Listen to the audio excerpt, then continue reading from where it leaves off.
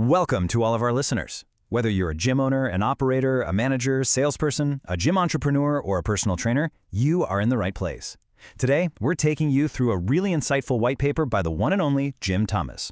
Our goal here is pretty simple. We want to give you actionable insights you can use right away.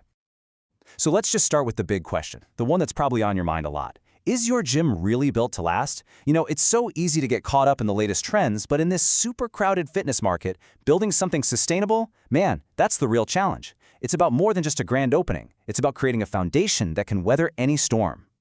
And that's where this blueprint comes in. We're not talking about some flash-in-the-pan marketing gimmick. We're exploring the framework for long-term growth, straight from Thomas. These are the timeless principles that really separate the gyms that thrive, year after year, from the ones that are just kind of treading water. Now, before we jump into the first principle, just a quick note for you folks who are thinking about making a big move. If you're looking to open a new gym, acquire one, or you just need some working capital, we can help you with funding options up to $500K. The best part? It's unsecured and there are no restrictions on how you use it. You can learn more over at fmconsulting.net. Okay, let's get into this blueprint.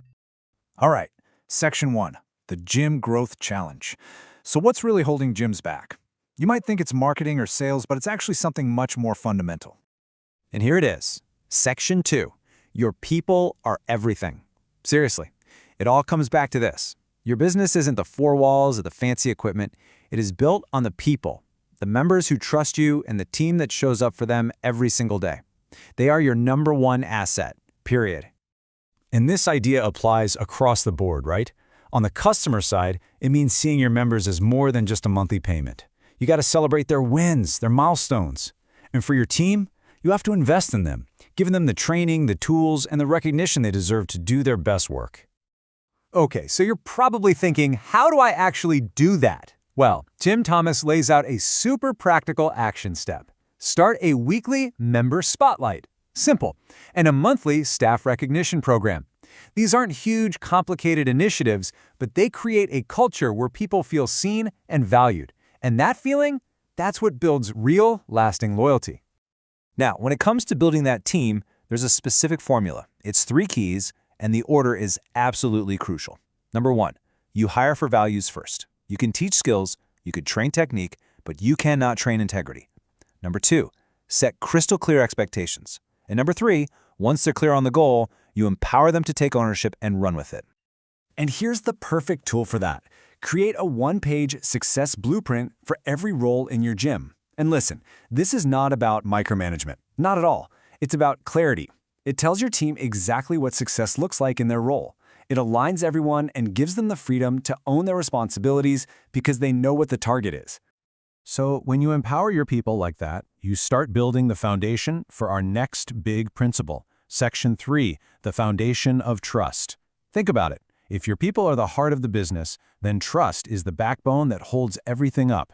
It's in every single conversation, every transaction, every single day. And this quote from Thomas really hits the nail on the head. Integrity is the cornerstone of a successful fitness business. That's it right there. Trust starts with integrity. It's about everyone, your members, your staff, knowing that you mean what you say and you do what you promise. And in the day-to-day, trust looks like consistency. It means when you say you have 24/7 access, that key fob better work at 2 a.m.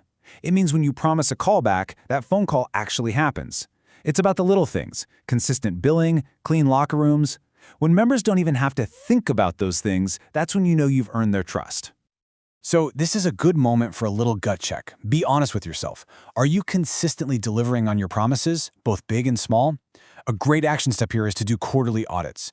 Literally walk through your gym and look for the gaps between what you say you do and what you actually do. Then you fix them, fast.